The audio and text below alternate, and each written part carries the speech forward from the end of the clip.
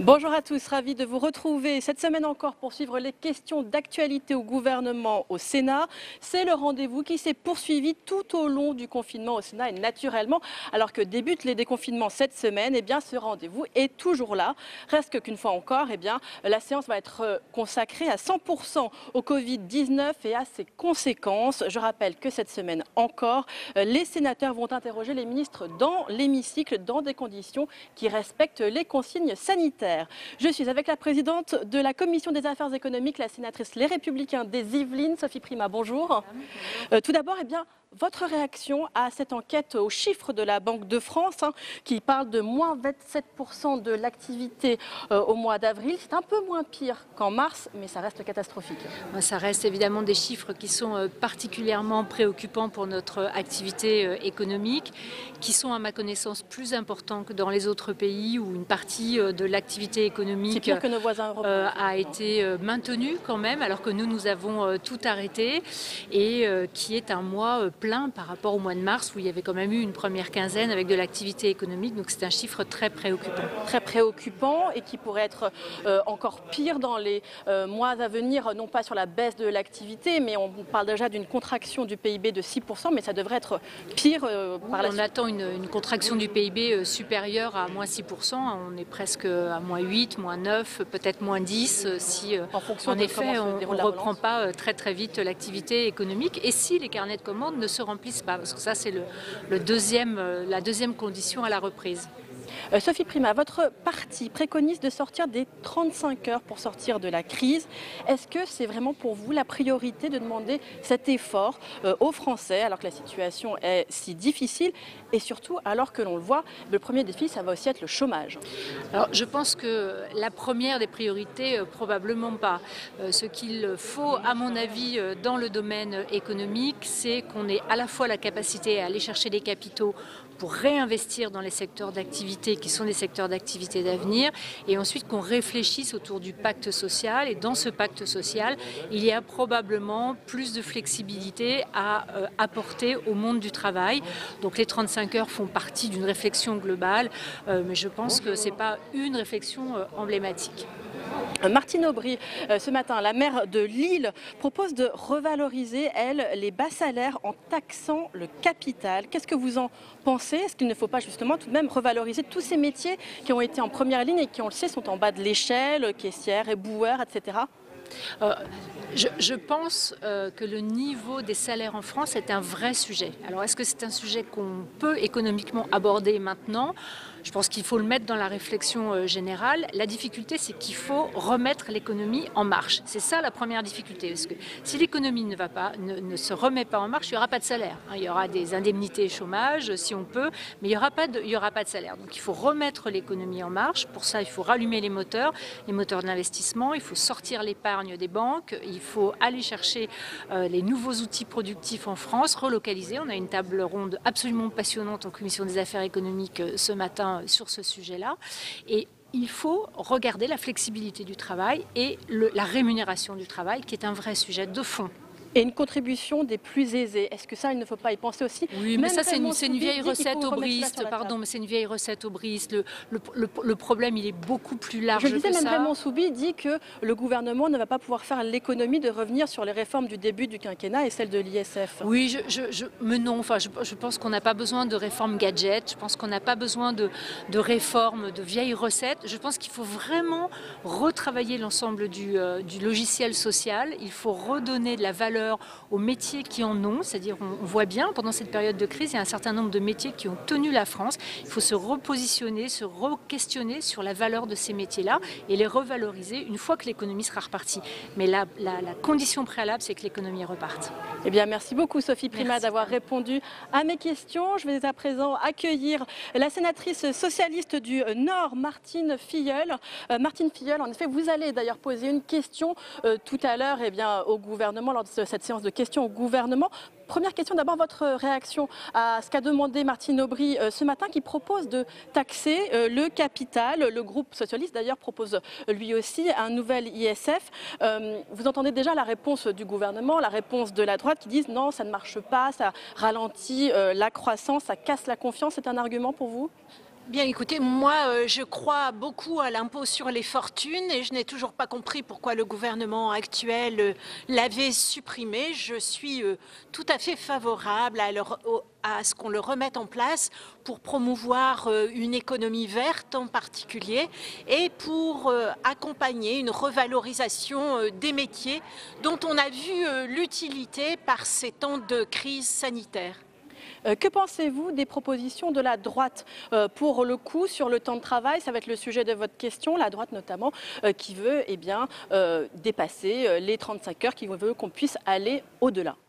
Eh bien, écoutez, pour ma part, dans la question que je vais poser, je voudrais savoir de quel côté de la force le gouvernement va tomber. Est-ce qu'effectivement il va tomber du côté de la remise en cause des 35 heures et d'une économie plus libérale que jamais, ou est-ce qu'il va consentir à travailler avec les syndicats, à se mettre autour de la table pour justement travailler au nouveau métier, à un nouveau cadre pour le travail, comme par exemple sur le télétravail et la revalorisation des métiers de l'hôpital, la revalorisation des métiers dits du care.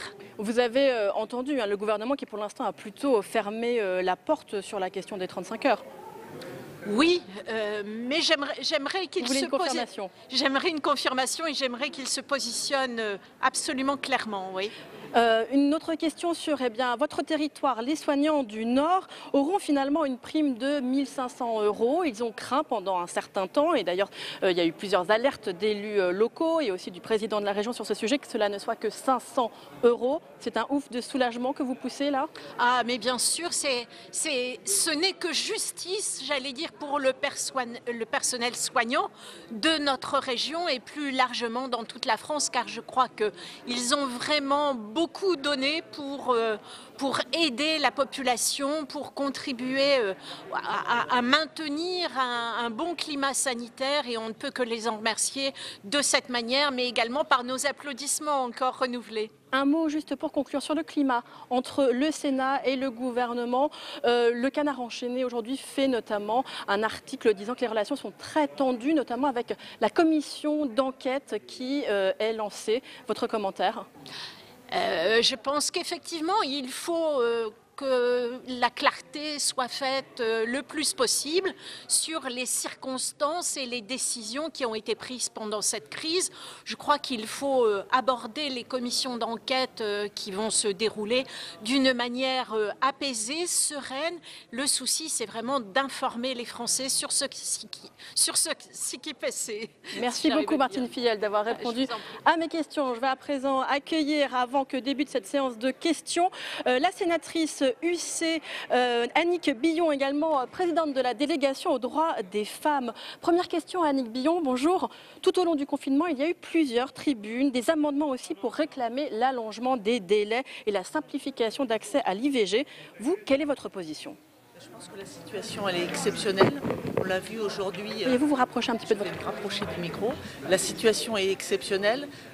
En Pays de la Loire, par exemple, 150 lits d'hôpitaux et de réanimation sont occupés par des non-Covid, alors qu'en temps normal c'est 50. Donc on le voit, il y a un accès différent et parfois difficile aux soins. Donc oui, peut-être des mesures spécifiques pour l'accès à l'IVG semblent tout à fait appropriées. Vous êtes prête à porter des amendements sur ce sujet ? Je pense que des amendements pourraient être apportés et des améliorations parce que la situation est exceptionnelle. Les femmes étaient confinées et probablement dans des situations beaucoup plus douloureuses qu'en temps normal. Oui, effectivement. Vous allez d'ailleurs auditionner tout à l'heure Marlène Schiappa. Est-ce que vous avez des remontées sur les violences faites aux femmes et leur accroissement pendant la période de confinement? On parle de 30% de hausse. Vous, quelles sont vos informations? Clairement, le confinement, c'était un huis clos familial qui a tourné au drame et à l'enfer pour un certain nombre de femmes, mais d'enfants aussi. Donc, évidemment qu'il va y avoir un accroissement. Je ne suis pas persuadée que la justice soit en capacité aujourd'hui de répondre à cet accroissement, puisque pour la justice, on sortait de période de grève. Aujourd'hui, les affaires se sont entassées et j'espère qu'il n'y aura pas une justice à deux vitesses pour les femmes et les enfants qui auront subi des violences et qui pourront enfin les faire constater. La difficulté vraiment, ça va être le dépôt de plainte et la judiciarisation de ces affaires, parce que s'il n'y a pas eu de collecte de preuves, 6 semaines après, 8 semaines après, c'est une mission impossible. Est-ce que l'action du gouvernement, pour vous, a été suffisamment offensive face à ce sujet grave? L'action du gouvernement a été assez efficace. Ils ont proposé des choses. C'était important, il y avait le 3919, il y avait l'appel en pharmacie. Après, est-ce que dans les territoires, tout le monde était formé pour mettre en application? Est-ce que toutes les pharmacies avaient les bonnes informations? Je n'en suis pas persuadée, mais il faut souligner, il y a eu des outils nouveaux, il y a eu des bonnes pratiques, il faut que ça continue. Très rapidement, une dernière question. Vous allez poser une question pour le coup très différente sur la question de l'apprentissage. Quel est le problème pour vous aujourd'hui ? Le problème, il est clair. Vous avez des entreprises qui ont été à l'arrêt quasiment total pendant plusieurs semaines. La priorité de ces entreprises aujourd'hui, c'est d'assurer leur pérennité, c'est d'assurer la survie des entreprises. Donc, bien entendu, l'apprentissage passera après. Qui va prendre des apprentis aujourd'hui? C'est la question. Eh bien, merci beaucoup Annick Billon d'avoir répondu à mes questions. Tout de suite, nous allons rejoindre l'hémicycle du Sénat car débute cette séance de questions d'actualité au gouvernement.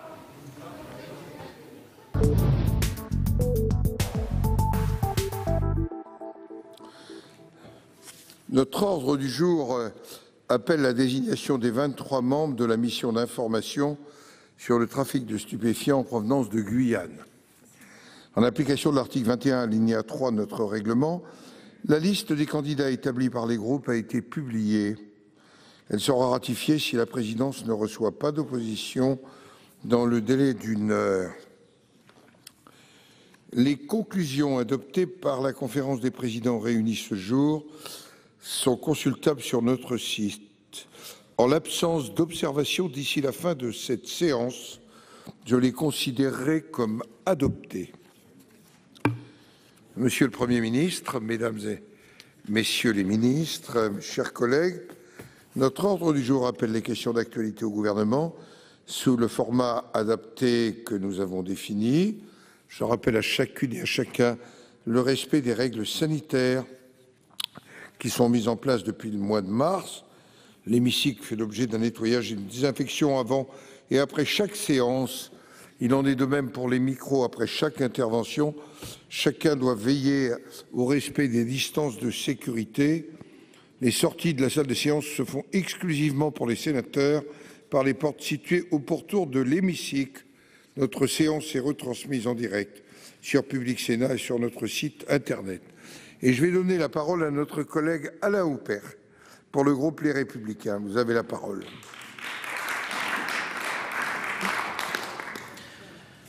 Monsieur le Premier ministre, depuis le début de l'épidémie, les sénateurs ont eu la sagesse de ne pas entraver sans motif votre action. Mais cette sagesse n'oblige pas au silence. Vous avez fait des soignants des héros nationaux, vous avez justifié vos décisions par des avis scientifiques, mais ne soyons pas dupes. La parole des médecins a été muselée par la doctrine administrative. Les médecins ont été transformés en agents d'État et la médecine libérale en médecine officielle.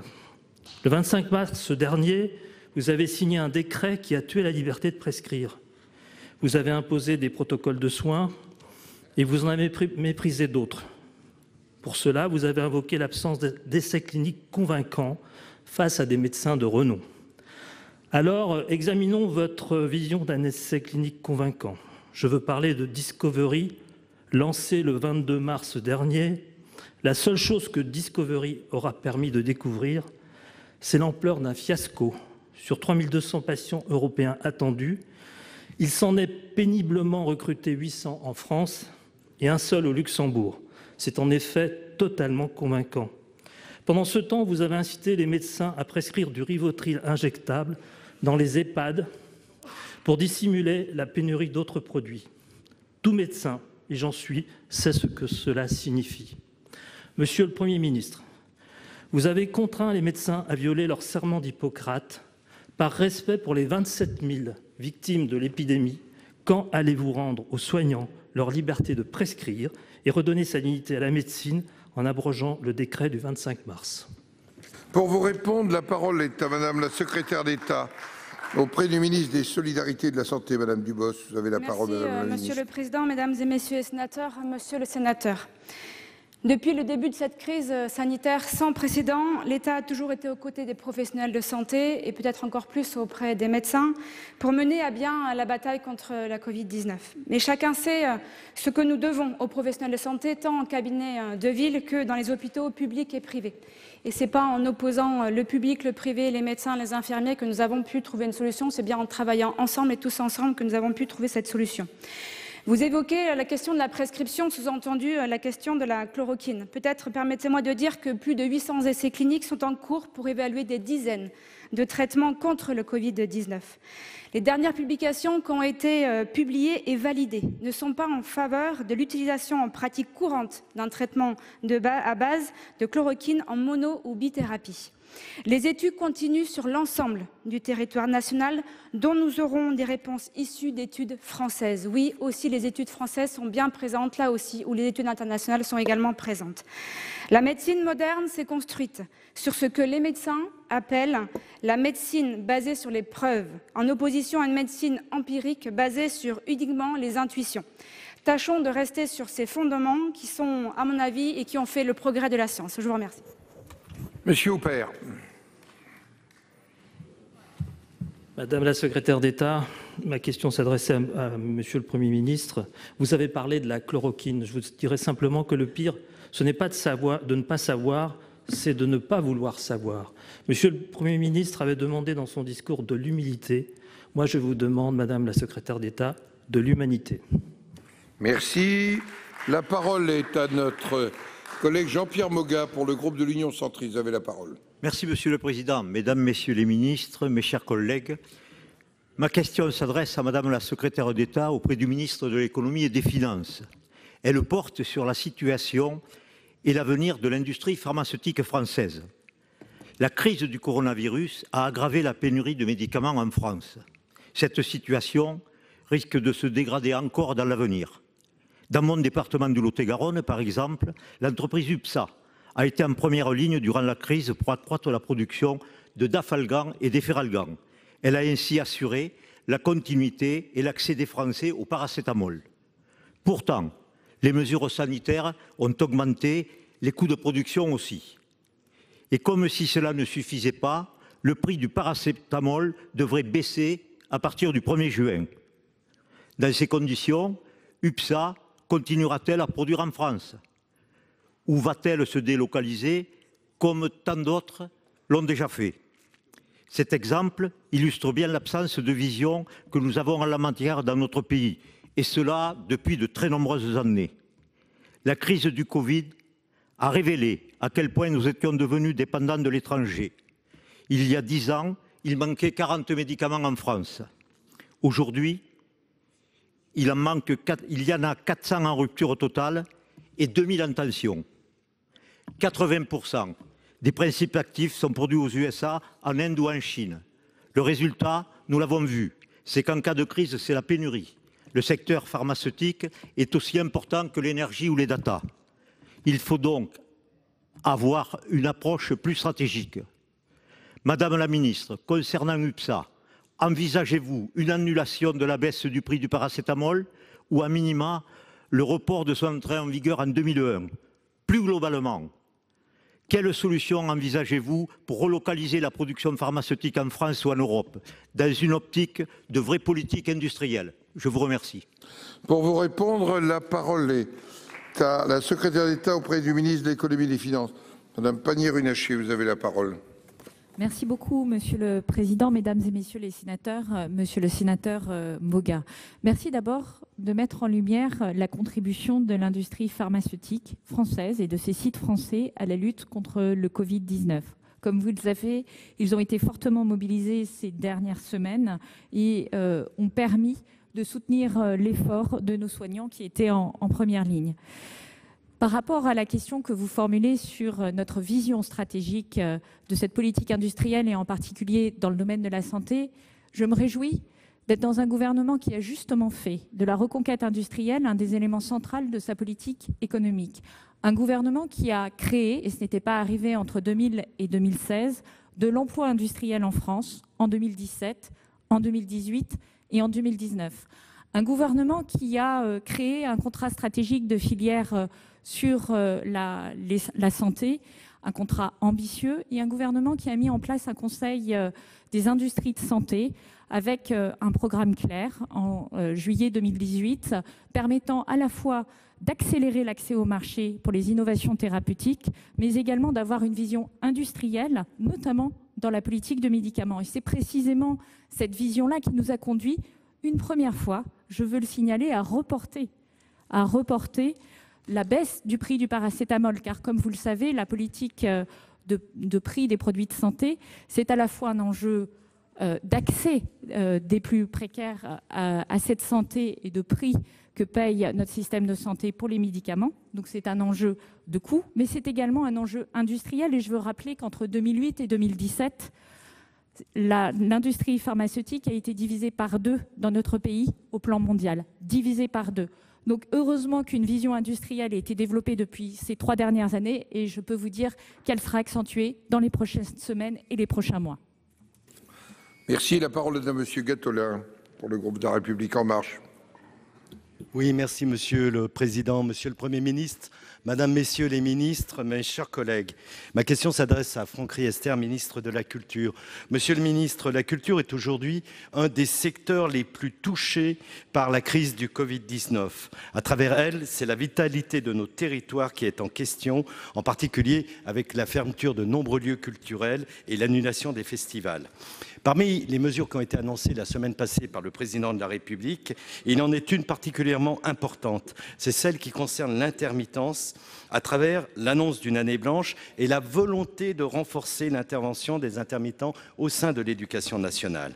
La question de l'intermittence, mes chers collègues, est importante parce qu'il s'agit d'une des politiques publiques les plus transversales au sein du monde de la culture. Elle ne concerne en effet pas un secteur particulier, mais la plupart des secteurs de la culture, et ses incidences ne se limitent pas à Paris, mais couvrent l'ensemble de nos territoires. Les mécanismes de l'intermittence demeurent toutefois complexes et la multitude des situations personnelles appellent des mesures précises, circonstanciées et prudentes, prises en concertation avec les acteurs directement concernés. Aussi, Monsieur le Ministre, 2 points majeurs mériteraient d'être précisés. Le premier concerne la fameuse date anniversaire ouvrant droit au mécanisme d'indemnité de l'intermittence. La prolongation de cette date au 31 août 2021 est une avancée, certes, mais quid des personnes qui à cette date n'arriveront pas aux 507 heures exigées en raison du report massif de nombreuses productions programmées, car il est à prévoir que de nombreux projets prévus pour 2020 ne seront pas tous concrétisés d'ici l'été 2021. Le second point concerne l'intervention des intermittents au sein du système éducatif. Les heures de l'éducation artistique et culturelle sont globalement plafonnées à 70 heures. Et si elles sont intégrées dans le calcul des 507 heures minimales exigées, elles restent assujetties au régime général, faisant de fait baisser le calcul global des indemnités des intermittents. Ne conviendrait-il pas, Monsieur le Ministre, d'augmenter ce volume d'heures EAC et de l'intégrer pleinement au régime de l'intermittence? Je vous remercie. Pour vous répondre, la parole est au ministre de la Culture, Monsieur Franck Riester, vous avez la parole. Merci Monsieur le Président, Mesdames les sénatrices, Messieurs les sénateurs. Monsieur le sénateur Gattolin, vous avez raison, la culture est touchée de plein fouet par cette crise.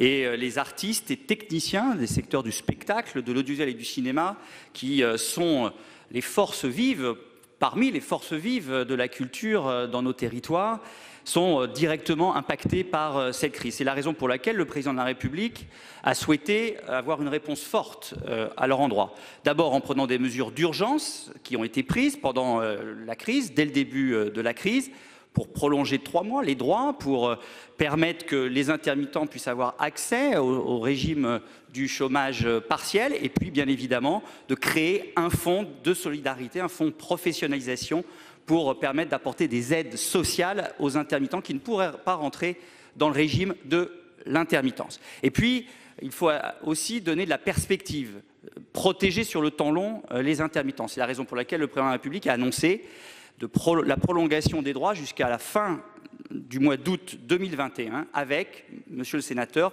la prolongation d'autant des dates anniversaires des calculs des droits des intermittents du spectacle. Bien évidemment, les modalités précises seront définies dans les jours qui viennent en lien avec Muriel Pénicaud, ministre du Travail. Concernant l'éducation artistique et culturelle, le président de la République, vous savez, depuis le début de son quinquennat, en fait une priorité. Et à partir du moment où le temps et l'organisation, le temps scolaire et l'organisation des écoles est modifié avec cette réouverture suite à la crise, le président souhaite que l'on puisse s'en saisir pour mettre davantage encore d'éducation artistique et culturelle à l'école, tant dans la période qui nous emmène jusqu'à fin juin que pendant l'été. Et un des points majeurs pour que ça puisse se faire, et nous y travaillons avec Jean-Michel Blanquer et avec Muriel Pénicaud, c'est de permettre le déplafonnement des heures des intermittents qui ont des interventions dans les écoles. Et les choses sont en bonne voie et j'espère pouvoir, avec Jean-Michel Blanquer, vous annoncer des bonnes nouvelles prochainement. Merci. La parole est de notre collègue Josiane Costes pour le groupe du Rassemblement démocratique et social européen. Vous avez la parole. Merci, Monsieur le Président. Mesdames, Messieurs les ministres, mes chers collègues, ma question s'adresse à Monsieur le ministre des Transports. Monsieur le ministre, alors que la Commission européenne a autorisé la France à octroyer une aide de 7 milliards d'euros à Air France, le ministre de l'Économie, Bruno Le Maire, a évoqué la mise en place d'un plan de soutien à l'aéronautique conditionné par des mesures écologiques et passant par la suppression des lignes intérieures, car je cite, « Quand on peut faire le trajet en train en moins de 2h30, l'avion ne se justifie pas ». Le rapport que j'ai eu l'honneur de déposer à l'automne 2019, intitulé « Contribution du transport aérien au désenclavement et à la cohésion des territoires », soulignait pourtant que l'activité économique, touristique, et en particulier dans certains territoires fragiles, était subordonnée à l'existence de ces lignes aériennes. C'est précisément la raison pour laquelle ces lignes dites d'aménagement du territoire bénéficient d'un soutien de l'État et des collectivités territoriales pour combler leurs déficits. Or, les nouvelles normes sanitaires imposées aux compagnies aériennes auront pour conséquence directe un moindre remplissage des avions, aggravant ainsi le déficit d'exploitation, et également une hausse du prix du billet déjà très élevé pour les passagers. Les aides financières des collectivités sont déjà extrêmement lourdes pour leur budget, alors qu'elles sont elles-mêmes fragilisées par la crise sanitaire. Les aides financières des collectivités, pour les départements excentrés difficilement accessibles en train, la relance économique est liée à une reprise rapide de ces liaisons aériennes attendues par tous les acteurs économiques. Monsieur le ministre, l'aide de l'État doit aussi signifier que les avions volent pour remplir une mission de service public. Quelles sont les mesures envisagées par le gouvernement pour éviter la fragilisation des lignes d'aménagement du territoire, dont les villes-préfectures qu'elles desservent, Aurillac, Brive, Le Puy, Rodez, Castres, Tarbes, etc., sont toutes à plus de 3 heures de Paris, voire 6 heures en train. Je vous remercie. Pour vous répondre, la parole est au secrétaire d'État en charge des transports, Monsieur Djebbari, vous avez la parole. Merci, Monsieur le Président, Mesdames et Messieurs les sénateurs. Madame la sénatrice Coste, merci pour cette question qui porte sur les lignes d'aménagement du territoire dans le cadre du déconfinement progressif et un sujet sur lequel je connais votre engagement pour avoir été un lecteur attentif de votre rapport il y a maintenant quelques mois. Comme vous le savez, du fait du contexte sanitaire et du confinement, le trafic des lignes d'aménagement du territoire est suspendu depuis le 23 mars, notamment au départ et à l'arrivée d'Aurillac. Mais je tiens à souligner que des lignes d'aménagement du territoire ont été mises en place de façon urgente et temporaire en Outre-mer afin d'assurer la continuité territoriale. Vous savez, en tout état de cause, que ces lignes ne redémarreront pas avant le 2 juin et que le redémarrage est soumis à l'évolution positive sur le plan sanitaire, comme cela a pu être rappelé à plusieurs reprises. Nous avons toutefois pris des mesures fortes de soutien aux territoires et aux opérateurs, en suspendant d'abord les pénalités pour les vols non faits, qui ne sont pas imputables aux transporteurs, et en versant les 2 premiers acomptes de la part État, ce qui correspond à peu près à 80% des coûts d'exploitation, et donc à 80% des coûts fixes, et qui répond aux besoins de trésorerie des opérateurs. Enfin, vous évoquez la question importante des contraintes liées aux règles sanitaires dans le secteur aérien. Vous savez qu'un décret a été publié hier soir qui prévoit des mesures strictes en termes de protection sanitaire, port du masque obligatoire, attestation de non-symptômes, contrôle de température possible à l'embarquement, ce qui est par exemple opéré par le groupe Air France à Roissy. Et dans le même temps, des normes internationales sont en cours d'élaboration et devraient être publiées d'ailleurs très prochainement. Elles permettront au transport aérien d'assurer un très haut niveau de protection sanitaire pour les voyageurs dans le cadre de cette première phase de déconfinement. Merci. La parole est maintenant notre collègue Laurence Cohen, pour le groupe communiste républicain citoyen et écologiste. Vous avez la parole. Merci Monsieur le Président. Madame la Ministre, après 55 jours de confinement, des millions de Françaises et de Français rejoignent dans les transports et sur les lieux de travail les premiers de corvée, à majorité des femmes, soignants, personnels d'entretien, caissières et boueurs. Le masque est obligatoire à juste titre dans les transports pour se protéger et protéger autrui. Alors que depuis le début de la pandémie, les masques font cruellement défaut, notamment pour les personnels de santé et du médico-social, que certaines collectivités locales sont encore en attente de livraison, ils se retrouvent dans les rayonnages des supermarchés. C'est donc à chacun, chacune de payer pour se protéger. Selon l'association de consommation UFC Que Choisir, le budget mensuel d'une personne peut s'envoler de 54 à 85 € pour se munir de masques chirurgicaux à usage unique. Ma question est simple, Madame la Ministre. Pourquoi ne pas assurer la prise en charge à 100% par la sécurité sociale des masques comme dispositif indispensable de santé? Demande formulée dans un courrier remis lundi au ministère de la Santé par le député Fabien Roussel dans une démarche conjointe des parlementaires communistes et du Parti communiste français. Mesure de santé publique, qui est une fonction régalienne, mais également de justice sociale qui couperait l'herbe sous le pied à toute tentative de spéculation. Pour vous répondre, la parole est à Madame Pannier-Runacher, secrétaire d'État auprès du ministre de l'Économie et des Finances. Vous avez la parole. Merci, Monsieur le Président, Mesdames et Messieurs les sénateurs, Madame la sénatrice Cohen. En France, près d'un masque sur deux est distribué gratuitement par l'État. Ce sont les 100 millions de masques qui sont destinés aux soignants et aux malades au travers des circuits organisés par le ministère de la Santé dans les hôpitaux, les EHPAD et les pharmaciens. Et ce sont 20 millions de masques lavables, réutilisables 20 fois, ce qui équivaut à 105 millions de masques équivalents usage unique par semaine à destination des écoles jusqu'à la fin de l'année scolaire, à destination des agents publics et à destination des publics les plus précaires.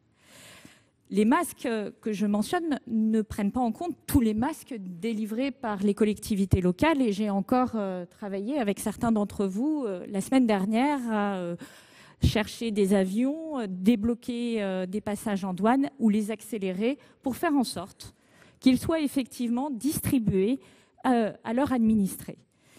Donc, je veux dire ici que l'effort d'équipement est effectivement important et le souci du coût de ces masques est pris en compte. Pour les autres usages, que se passe-t-il? Les salariés qui en ont besoin parce qu'ils ne peuvent pas instaurer une distanciation physique dans leur travail sont équipés en masques par les entreprises que nous avons également accompagnées depuis 8 semaines pour se préparer à ce déconfinement.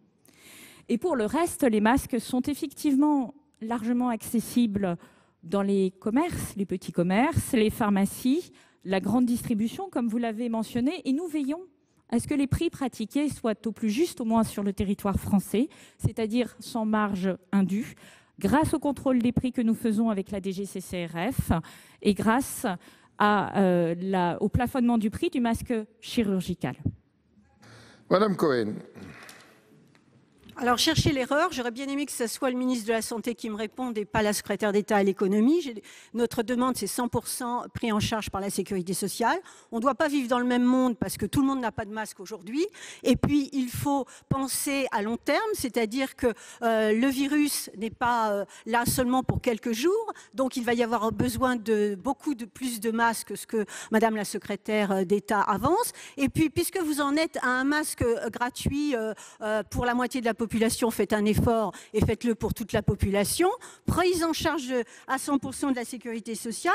Moi, je vais vous donner une mesure à prendre très facile dans un moment exceptionnel, puisque si vous arrivez 4% seulement des 52 milliards d'allègements généraux des charges patronales qui ont été épinglés par la Cour des comptes suffirait donc à financer cette mesure de masques pris en charge à 100% par la sécurité sociale. La santé publique, c'est une mission régalienne de l'État, donc c'est pourquoi nous demandons la prise en charge à 100%. C'est possible, c'est une question de volonté politique et visiblement, vous ne l'avez pas. La parole est à notre collègue Joël Bigot pour le groupe socialiste et républicain. Vous avez la parole. Monsieur le Président, Mesdames, Messieurs les ministres, mes chers collègues, Ma question, au nom du groupe socialiste, s'adresse à Monsieur le ministre de l'Éducation nationale. Depuis hier, des milliers d'écoliers reprennent progressivement le chemin de l'école, tandis que bon nombre restent chez eux. Vous le savez, Monsieur le ministre, l'inquiétude est grande parmi les enseignants, les parents, les enfants, mais aussi les décideurs locaux. Bien souvent, des protocoles sanitaires sont difficilement applicables, et ce, malgré toute la bonne volonté et le dévouement des personnels municipaux et de l'Éducation nationale. Le Conseil scientifique lui-même estimait que cette rentrée si particulière était prématurée. Face aux dangers épidémiques, toujours actifs et devant l'impossibilité d'assurer des règles sanitaires satisfaisantes, certains maires ont pris la lourde décision de ne pas rouvrir leurs écoles, souhaitant au mieux protéger leur population. C'est notamment le cas en Seine-et-Marne, où quelques communes en ont décidé ainsi. Qui de plus compétent que le maire pour juger de la faisabilité ou non d'une réouverture? Les élus qui ont fait ce choix dans un contexte bien précis ne l'ont pas fait pour des raisons politiciennes, mais en responsabilité vis-à-vis des capacités de leurs bâtiments, des effectifs à leur disposition et des protections nécessaires. Or, certaines académies ont clairement fait comprendre à ces élus que leur choix entraînerait des conséquences fâcheuses. Les enfants des personnels soignants n'y seraient plus accueillis et aucun enseignant ne serait disponible pour assurer l'éducation de ces enfants. Voilà de quoi forcer la main aux édiles réfractaires. Ce n'était pas une coquetterie de leur part, Monsieur le ministre. S'ils ne rouvrent pas leurs écoles, c'est qu'ils estiment que les conditions ne sont pas réunies et qu'ils ne sont pas prêts pour une réouverture immédiate. Alors, Monsieur le ministre, dans ce cas particulier, allez-vous maintenir de surcroît dans des zones classées rouges une offre spécifique pour les enfants de personnel soignant et travailler de manière apaisée avec les élus afin de trouver des solutions adaptées pour chaque territoire? Pour vous répondre, la parole est au ministre de l'Éducation nationale et de la jeunesse. Vous avez la parole. Merci, Monsieur le Président, Mesdames et Messieurs les sénateurs, Monsieur le sénateur Joël Bigot. Il y a plusieurs éléments dans votre question et je vais évidemment y répondre. D'abord, je déduis de votre introduction que vous êtes contre le déconfinement scolaire et que vous souhaitez l'ouverture en septembre. Je pense qu'il faut que vous assumiez ce que vous dites, c'est-à-dire que ça signifie que vous pensez que des élèves, des enfants peuvent rester chez eux, notamment des enfants jeunes de l'âge de l'école primaire, jusqu'au mois de septembre, avec des conséquences sociales, sanitaires, sociétales que nous sommes en train de voir en ce moment même. Donc vous êtes en droit de reprocher au gouvernement d'avoir une préoccupation sociale plus forte que la vôtre, mais en tout cas elle est là. Le gouvernement veut que les enfants retrouvent l'école parce que l'école de la République, ça n'est pas secondaire. L'école de la République, c'est fondamental. Et c'est fondamental en période normale, c'est encore plus fondamental en période de crise. À condition évidemment d'avoir un protocole sanitaire strict. Vous me reprochez un protocole sanitaire strict, je l'assume. Est-ce que ça signifie que vous voudriez qu'il ne soit pas strict? Non, il est strict et en effet il est exigeant pour nous tous. Mais quand il y a une crise, on se retrousse les manches ensemble et on respecte justement ce qui permet de garantir la santé. C'est ce que nous faisons et je m'en réjouis car il y a une forte coopération entre les maires et l'éducation nationale. La preuve en est, plus de 90% des communes au moment où je vous parle réouvrent leur école. Donc nous y arrivons, bien sûr c'est difficile, bien sûr ça exige du travail, c'est évident. Si le virus correspondait à une période facile, ça se saurait. Mais dans les périodes de crise, chacun doit montrer collectivement qu'on est capable de surmonter les obstacles et de travailler ensemble. Et avec vous, je rends hommage aux maires parce qu'en effet, l'immense majorité des maires s'est retroussé les manches avec les personnels des collectivités locales, avec ceux de l'éducation nationale. Et c'est ce qui permet à 1 500 000 élèves aujourd'hui de retrouver l'école. Évidemment, on voudrait que ce soit encore plus, mais c'est justement ce qui va se passer au cours des prochaines semaines. Alors pour vous répondre directement, oui bien sûr, nous avons vocation à accueillir les enfants des personnels soignants, y compris en zone rouge. Je rectifierai ce qu'il faut si c'est nécessaire, mais bien sûr nous les accueillerons et nous avons pu les accueillir pendant la période de confinement sans qu'il y ait eu de problème particulier. C'est donc bien la preuve que c'est possible et qu'avec la volonté politique, on peut avoir de la volonté sociale. Je vous remercie. Si la parole est à notre collègue Michel Amiel pour le groupe Les Indépendants. Vous avez la parole. Mesdames et Messieurs les ministres, mes chers collègues, ma question s'adresse à Monsieur le ministre des Solidarités et de la Santé. Il concerne la signalisation des personnes malades et des cas contacts au Covid-19. Depuis le 11 mai, quelques milliers de personnes, principalement des agents de l'assurance maladie, sont investis d'une mission, celle d'enquêter autour d'un cas positif, signalé par le médecin traitant en première ligne, afin d'identifier les chaînes de transmission pour mieux les briser. Ma première question sera de vous demander les garanties que vous pouvez apporter en matière de secret professionnel de la part des professions non médicales, les médecins sont très sensibles à ce sujet, ainsi que sur la conservation dans le temps des informations transmises et leur utilisation potentielle à des fins non strictement liées aux soins ou épidémiologiques. En déposant en décembre dernier une proposition de loi ayant trait à la sécurité sanitaire, je ne pensais pas que le sujet deviendrait aussi rapidement d'actualité. Je ne pensais pas non plus qu'il prendrait une telle tournure politique, encore que, à bien y réfléchir, on doit s'attendre à des réactions vives dès lors qu'on touche aux libertés individuelles. Dès lors, ma seconde question est de vous demander s'il ne serait pas utile d'inscrire cette proposition de loi à l'ordre du jour de l'Assemblée nationale afin d'en sortir d'un régime de l'urgence pour entrer dans un régime de droit commun. Ou même, ne serait-il pas opportun de classer le Covid-19 dans le tableau des maladies à déclaration obligatoire, permettant ainsi directement à l'ARS de déclencher l'enquête autour du cas déclaré? Enfin, que pensez-vous de la prise de position du Conseil constitutionnel sur le fonctionnement des brigades sanitaires ainsi que sur la sécurité de nos territoires ultramarins qui comptaient sur le dispositif de mise en quarantaine-quatorzaine pour protéger la population locale? Je vous remercie. Pour vous répondre, la parole est à Madame la secrétaire d'État auprès du ministre de la Santé. Madame Dubos, vous avez la parole. Merci Monsieur le Président, Mesdames et Messieurs les sénateurs. Monsieur le sénateur, 3 questions dans votre question. Je vais essayer de répondre au maximum à vos interrogations. La première sur votre PPL. J'étais dans cet hémicycle et au banc pour la travailler avec vous.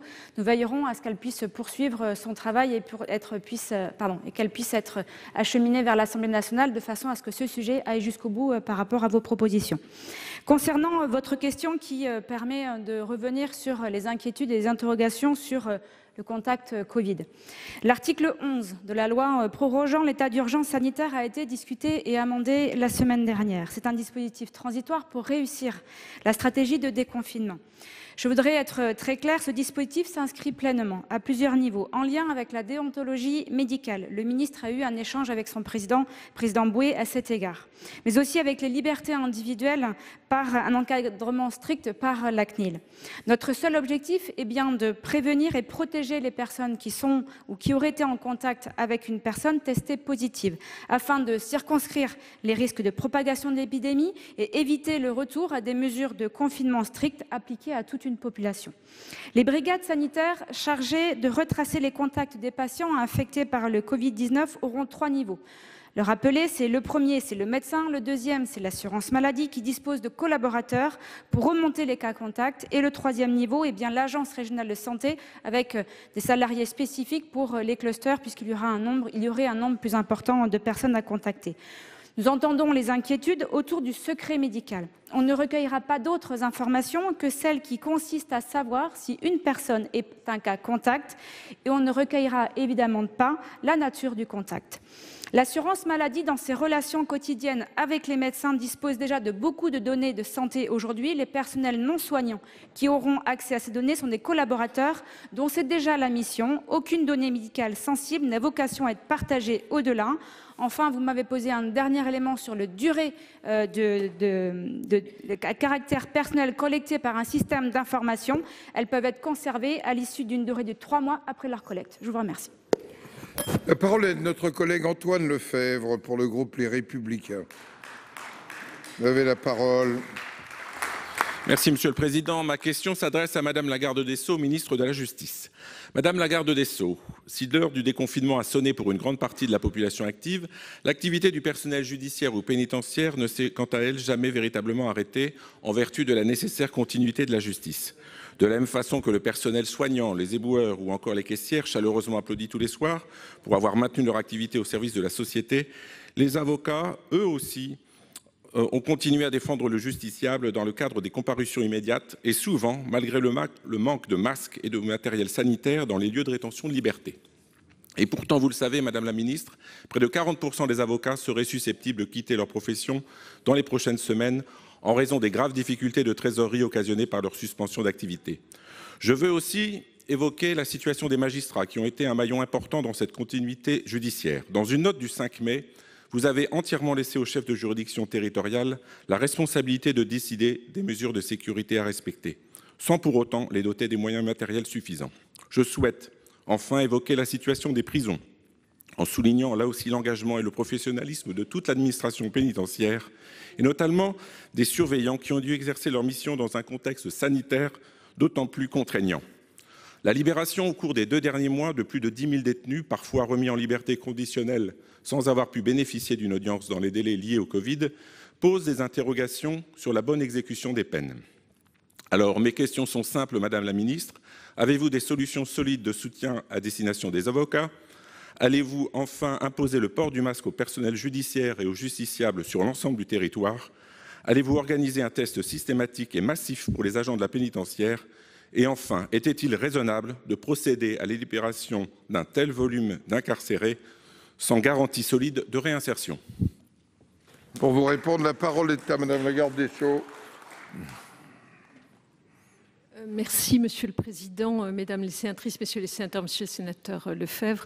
4 questions donc auxquelles je vais essayer de répondre. Sur les juridictions, vous avez raison de souligner qu'elles ne se sont jamais vraiment arrêtées de fonctionner, même si l'ouverture des tribunaux aux justiciables n'était pas possible pendant la période du confinement.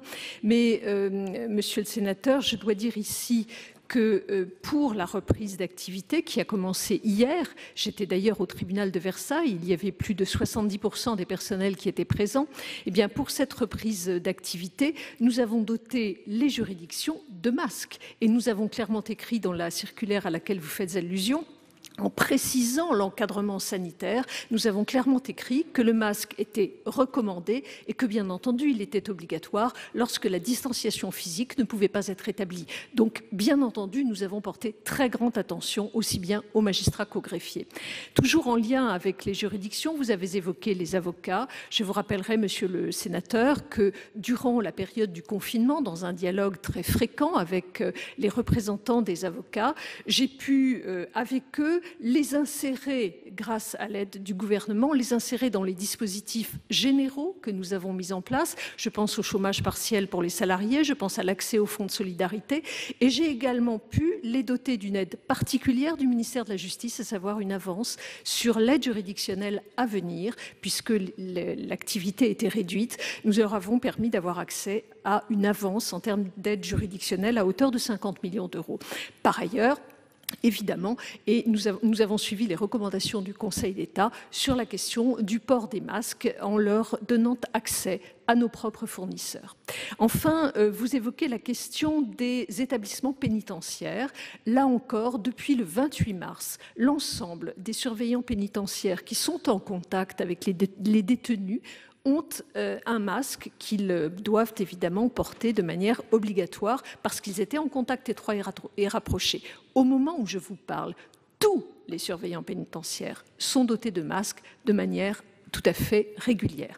Par ailleurs, nous allons également doter de masques les détenus dans certaines situations, et je pense notamment au parloir et au rendez-vous avec les conseillers d'insertion et de probation. Bref, c'est un souci constant à la sécurité. Je vous prie de m'excuser, Monsieur le Président. Monsieur Lefebvre, non.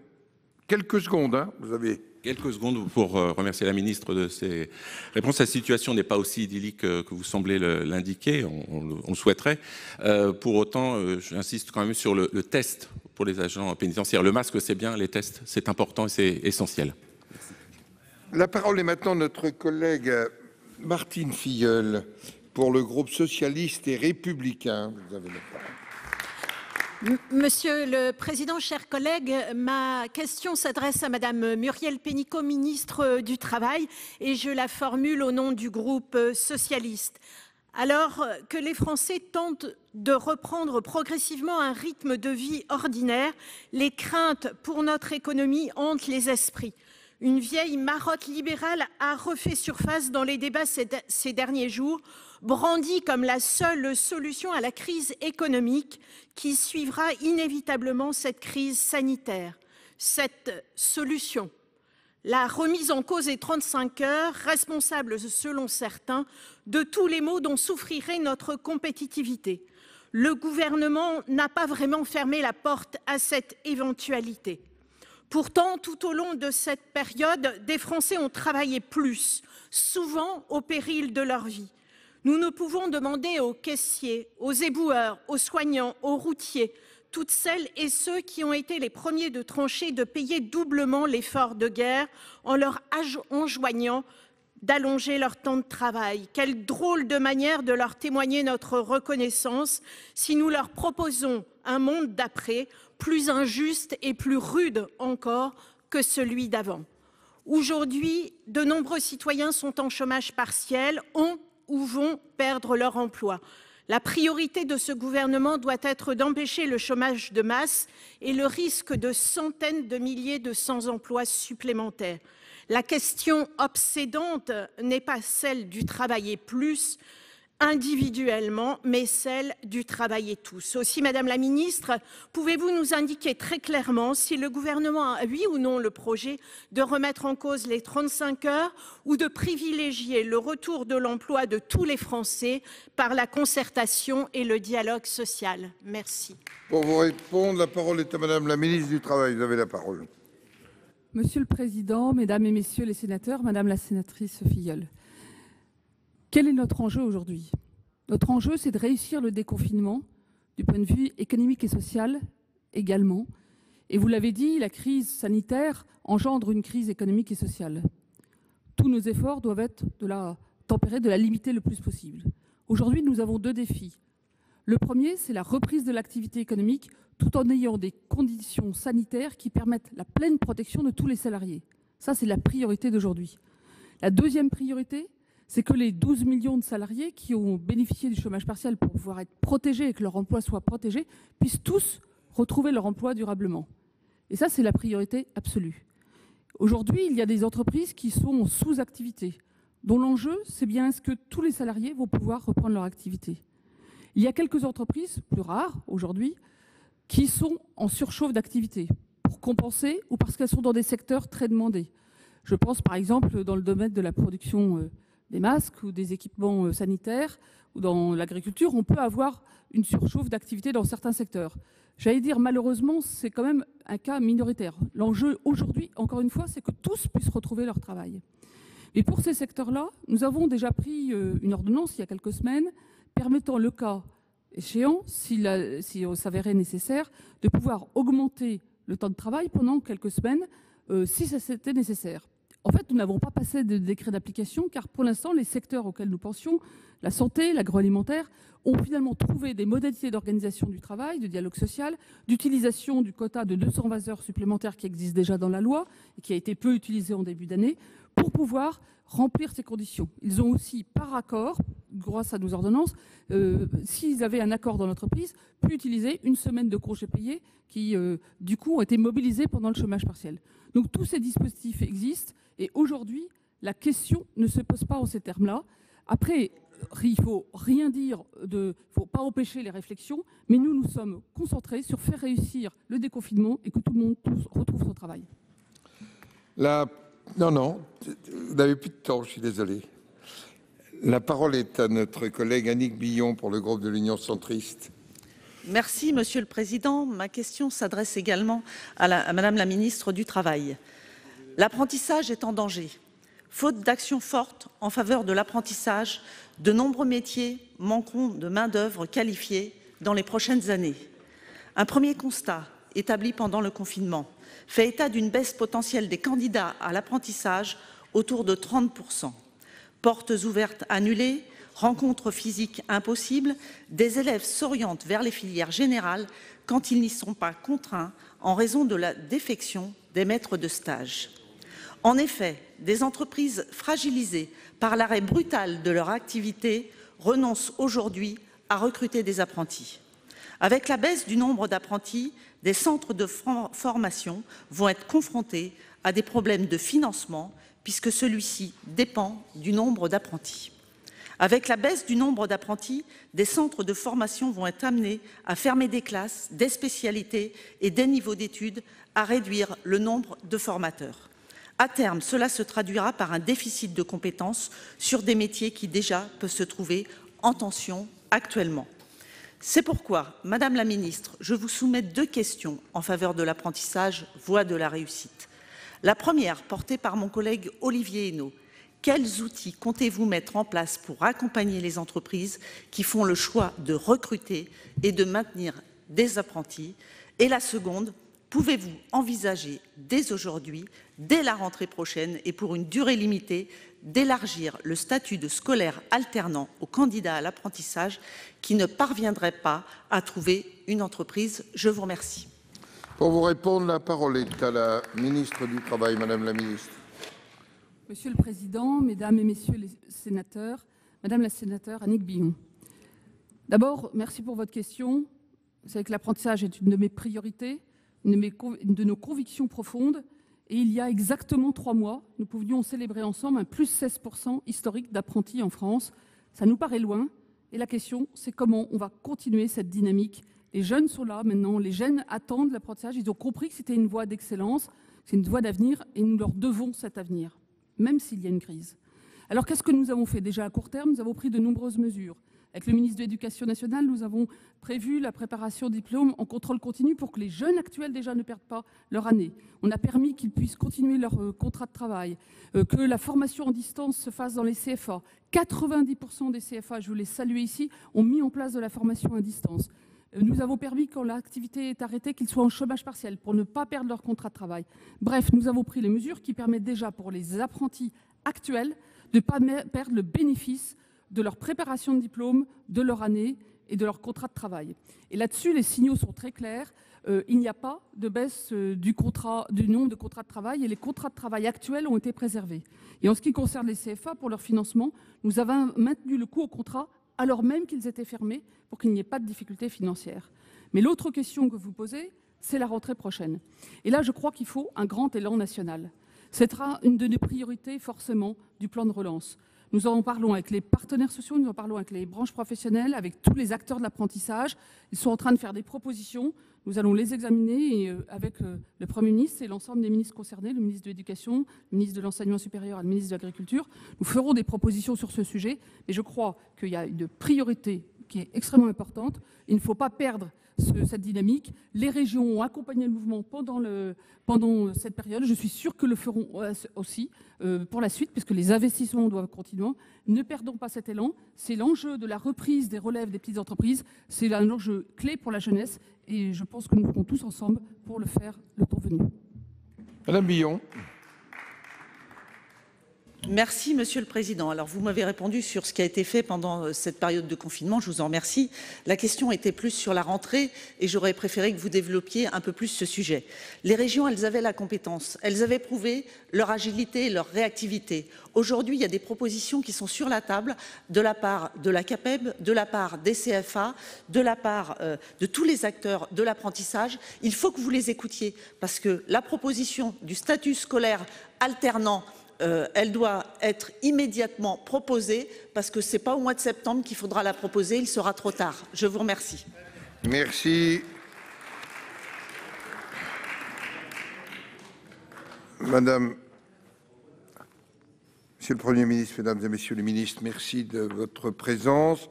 Je vais maintenant lever la séance. Les conclusions de la conférence des présidents sont donc adoptées. Et nos prochaines questions d'actualité auront lieu le mercredi 20 mai à 15 h. La séance est levée. Mais par contre...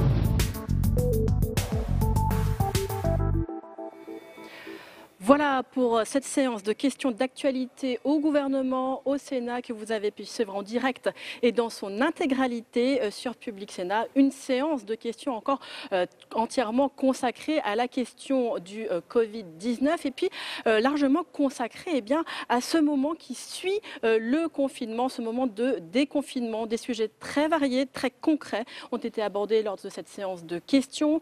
Celui du prix du masque, alors que la gauche notamment réclament la gratuité des masques distribués en France. Notez bien la réponse d'Agnès Pannier-Runacher, secrétaire d'État auprès du ministre de l'Économie. Pour elle, il y a déjà quasiment un masque sur 2 qui sont disponibles gratuitement dans l'Hexagone. D'autres sujets très variés comme les lignes aériennes d'aménagement du territoire, un sujet très important pour les nombreux élus locaux ici au Sénat. Et puis bien sûr aussi, vous l'avez entendu, de nombreuses questions autour du travail, autour de l'économie. Et je suis d'ailleurs avec la ministre du Travail, Muriel Pénicaud. Bonjour. Bonjour. Merci beaucoup de répondre à mes questions. 12,4 millions de personnes encore aujourd'hui au chômage partiel. Vous estimez qu'on est arrivé à un certain sas sur ce chômage partiel. Est-ce que vous assumez de vouloir réduire ces aides de l'État sur le chômage partiel parce que cela coûte trop cher?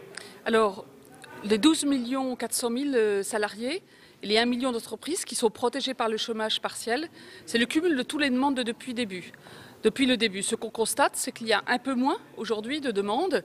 On est à 11 millions et quelques. Donc ça a commencé très légèrement à signifier que le retour au travail existe. Et je pense que dans les semaines qui viennent, ça va augmenter progressivement. La priorité, c'est que tous ceux qui étaient au chômage partiel puissent retrouver leur contrat de travail et avoir un emploi. Donc, à fur et à mesure que la reprise de l'activité se fait, évidemment, il y a moins de personnes qui vont être au chômage partiel dans les semaines qui viennent. Il y a beaucoup de signes de reprise et je suis confiante là-dessus. Est-ce qu'il faut tout de même aussi baisser la prise en charge de l'État sur ce chômage partiel? Ceci étant, maintenant, on est dans une période post-confinement. On a réouvert les commerces, notamment, qui rouvrent pour beaucoup. Je crois qu'on peut tous le constater depuis lundi. Et donc, il est logique de cette phase-là qu'on fasse évoluer les règles. Je pense on peut être fier qu'en France, on ait eu un chômage partiel massif pendant la première période où pour protéger les entreprises, qu'elles gardent leurs compétences, protéger les salariés qui gardent leur contrat de travail, tout ça, c'est 12 millions de personnes dont le salaire a été payé par l'État. Il est logique avec la reprise que progressivement les entreprises prennent une part et qu'il y ait un reste à charge où il y ait une partie de ce salaire qui soit pris en charge par les entreprises qui vont avoir une partie de leurs salariés en contrat de travail normal, si je veux dire, et une partie au chômage partiel. Est-ce que vous craignez bien sûr le risque, c'est aussi le risque du chômage, que ces entreprises elles fassent des plans de licenciement si elles doivent intervenir plus dans ce chômage partiel et je crois que la question ne se pose pas en ces termes-là. Pour les secteurs qui ne peuvent pas repartir pour l'instant, parce qu'il y a une interdiction administrative comme les bars et les restaurants, bien sûr, le taux de prise en charge restera à 100%. Mais là où il y a une exploitation, où il y a une production, on a rouvert un chantier, une usine, une activité, un commerce, il y a une exploitation économique et donc il y a une capacité productive. Donc dans ce cas-là, c'est normal qu'il y ait une contribution qui sera pas majoritaire, mais une contribution des entreprises pour accompagner la reprise progressivement. Je crois que c'est logique et que tout le monde le comprend. Une dernière question, Muriel Pénicaud, vous êtes favorable, en tout cas vous avez dit que vous étiez plutôt pour hier la proposition de certains députés de La République En Marche de donner des congés aux soignants. Alors par quel mécanisme cela peut-il se faire et est-ce que vous iriez jusqu'à être favorable à la proposition de loi LR de Maxime Minot qui a déposé un texte en ce sens le 22 mars dernier? Il y a des députés qui effectivement m'ont interpellé hier en demandant si, au nom du gouvernement, j'étais favorable au fait que des salariés, à titre volontaire bien sûr, puissent consacrer certains de leurs jours de RTT ou jours de repos à payer à la place des chèques vacances pour les soignants. Écoutez, chaque fois qu'il y a initiative de solidarité, que ce soit sur le terrain, quand on en voit tous les jours, partout sur le territoire, ou que ce soit au niveau des parlementaires, je crois qu'il faut encourager ces initiatives. Donc j'attends leurs propositions, c'est eux qui vont élaborer ce projet. Et nous en parlerons pour mettre ça en exécution. Mais je crois qu'il faut encourager toutes les solidarités. En Marche, la proposition LR du 22 mars. C'est à eux de discuter entre eux. C'est d'abord une initiative parlementaire et ensuite le gouvernement répondra. Merci beaucoup. Merci beaucoup Muriel Pénicaud d'avoir répondu à mes questions. Je vais à présent accueillir Hervé Marseille, le président du groupe UC ici au Sénat. Hervé Marseille, d'abord, votre réaction à ce que l'on a pu lire dans le Canard enchaîné aujourd'hui sur le lancement de cette commission d'enquête du Sénat. On dit que cela crée de grandes frictions avec l'exécutif, avec des mots très peu amènes, notamment d'Emmanuel Macron, qui ont été rapportés par l'hebdomadaire du mercredi. Si c'est dans le Canard enchaîné, c'est que certainement ils sont bien informés, c'est possible, je n'en sais strictement rien. Mais ça crée de la tension quand même? Je sais pas, non, j'ai pas cru comprendre qu'il y avait de la tension. Il y a déjà une mission d'information à l'Assemblée nationale. Il y aura vraisemblablement une commission d'enquête au Sénat. Cela a été acté au niveau des dates? Ça ne sera certainement pas avant la fin juin. Pour les premières auditions. Je crois que tout le monde est d'accord pour dire que on peut quand même essayer d'analyser la situation pour savoir pourquoi on a manqué de masse, qu'est-ce qu'on a fait de bien, qu'est-ce qu'on a fait de mal et quels enseignements il faut tirer. Voilà, tout simplement.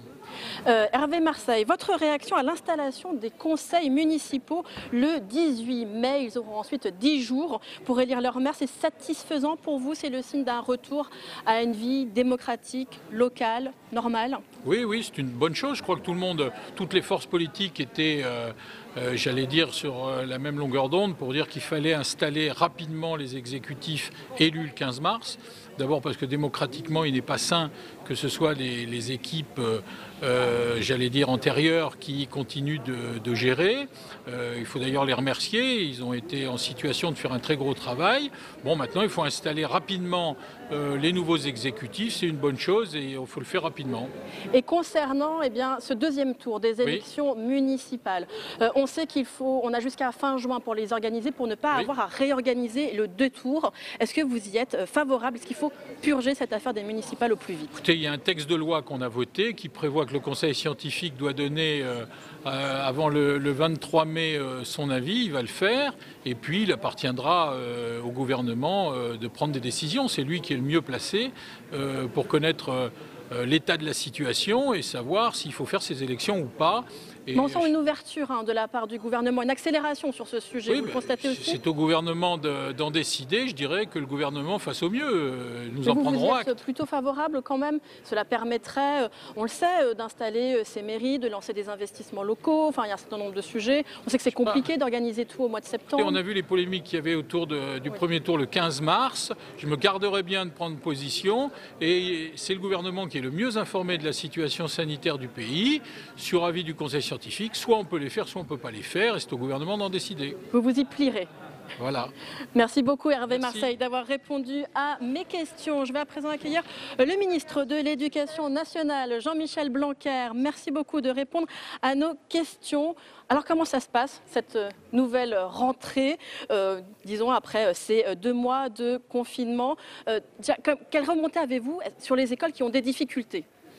Alors, ce qui était important d'abord, c'est d'amorcer le déconfinement, puisqu'on partait d'une situation où presque tous les élèves n'étaient pas à l'école, sauf les 30 000 enfants de personnel soignant. Et donc, l'important, c'était l'amorce. Et cette amorce, à mes yeux, elle est assez réussie maintenant, même si on est au début, puisque vous avez plus de 90% des communes qui ont ouvert. Ça représente 85% des écoles environ. Et sur les 2 derniers jours, c'est-à-dire lundi et mardi, mais c'était surtout hier qu'il y avait les véritables rentrées, nous pouvons compter donc près d'1 500 000 élèves. Donc c'est évidemment un début, mais chaque élève compte, chaque élève est important. Et avoir réussi ces premiers jours, grâce aux professeurs, grâce au personnel, grâce aux maires aussi, et aux familles qui se sont beaucoup mobilisées, tout ça est un bon départ, mais il y a encore beaucoup à faire évidemment. Mais lorsque vous voyez qu'il y a des écoles qui rouvrent, mais qui par exemple proposent seulement 1 jour tous les 15 jours aux enfants, qu'est-ce que vous en pensez? Est-ce que vous jugez que c'est suffisant, que c'est mieux que rien, qu'il faut absolument qu'elles puissent prendre les enfants un petit peu plus? Parce qu'un jour tous les 15 jours jusqu'à la fin juin, ça fait quand même vraiment pas beaucoup. En ce moment, d'abord, nous avons défini des publics prioritaires. Souvent, c'est des niveaux prioritaires, c'est-à-dire le CP, la grande section, le CM2 en particulier. On a défini aussi des publics prioritaires, par exemple les élèves en situation de handicap, les élèves en situation de décrochage scolaire, les enfants de certaines professions. Ce qui fait que vous avez certains élèves qui sont parfois à mi-temps, parfois même à 3/4 de temps, voire à plein temps. Vous avez toutes les situations. Pour d'autres, c'est un peu moins. Parfois, ça va jusqu'à l'exemple que vous avez donné. Évidemment, on aimerait que ce soit plus. Mais parfois, l'organisation locale ne le permet pas. Vous voulez les inciter quand même à faire plus d'ici là? Bien sûr. Écoutez, on me le reproche suffisamment. J'essaye de faire en sorte qu'il y ait le maximum d'élèves qui puissent rentrer. La situation, elle est difficile, chacun le comprend bien. Mais on s'est retroussé les manches. On réussit à avoir déjà plus de 20% des élèves. Les rotations vont s'organiser. Parfois, nous réussissons aussi à organiser des accueils des enfants en plus de l'école, avec les communes, avec le dispositif sport, santé, culture, civisme, autrement dit des activités pour les enfants en plus de l'école, en respectant les règles sanitaires. Ce qu'il faut bien avoir à l'esprit, c'est qu'on est dans une situation inédite, difficile, qui suppose de travailler de manière coopérative et constructive entre les maires et l'éducation nationale. C'est ce qui se passe. Évidemment, ça n'est pas une situation idéale, mais c'est quand même beaucoup mieux que si nous n'avions rien fait et si nous avions attendu septembre, comme le prônaient certains, alors même qu'il était urgent que les enfants, notamment les enfants de l'âge de l'école primaire, puissent commencer à retrouver la réalité de l'école. Justement, quel est votre scénario pour septembre? Puisque aujourd'hui, eh bien, tous les enfants ne vont pas revenir à l'école d'ici l'été, mais pour le mois de septembre, ça risque d'être très différent, beaucoup plus compliqué encore de faire respecter eh bien, les consignes sanitaires. Alors, bien entendu, personne ne sait exactement comment sera caractérisé septembre. Peut-être que le virus aura disparu, peut-être qu'il sera encore là. Et bien entendu, on doit se préparer à tous les scénarios. Donc nous montons maintenant des groupes de travail pour réfléchir à la façon dont nous organisons l'année 2020-2021. En premier lieu, quelle que soit la situation, il y a des adaptations à faire pour faire certains rattrapages. Et d'ailleurs, certains rattrapages auront lieu même en juillet-août pour les élèves qui en auront besoin, avec du soutien scolaire gratuit. Et puis d'autre part, nous devons faire évoluer notre organisation, et je vais en parler avec tous les partenaires de l'éducation nationale, pour qu'on soit bien organisé en septembre, pour que ce ne soit pas du tout une année dégradée pour les élèves, mais au contraire, une année où nous nous modernisons. Et par exemple, les activités de sport et de culture, que nous voulions de toutes les façons développer, eh bien nous les développerons de manière certaine en 2020-2021, pour avoir un temps de l'enfant conçu différemment, plus épanouissant d'une certaine façon. Une toute dernière question sur le bac français. Vous avez été interrogé plusieurs fois cette semaine à ce sujet. On comprend l'inquiétude des élèves qui doivent le passer, ce bac français. Est-ce que c'est raisonnable de devoir attendre fin mai avant d'avoir la décision pour que ces jeunes puissent se préparer à une échéance aussi importante pour eux? Quand cette question est posée, j'entends souvent le mot inquiétude et stress. Et j'en parlais encore il y a quelques instants avec un parent d'élève. C'est normal qu'il y ait de l'inquiétude quand il y a un examen, mais il ne faut pas non plus s'exagérer cette inquiétude. Moi, je veux dire d'abord aux élèves qu'il ne faut pas être dans une ambiance d'inquiétude, il faut être dans une ambiance de travail. Il y a des textes à préparer, il faut juste les travailler comme pour un examen. Comme on est dans cette situation particulière, peut-être que nous serons amenés à transformer cet examen en contrôle continu, mais en attendant, il faut le travailler. Et le message que je donnais hier, c'est qu'il s'agit de textes qui sont passionnants, qui sont intéressants.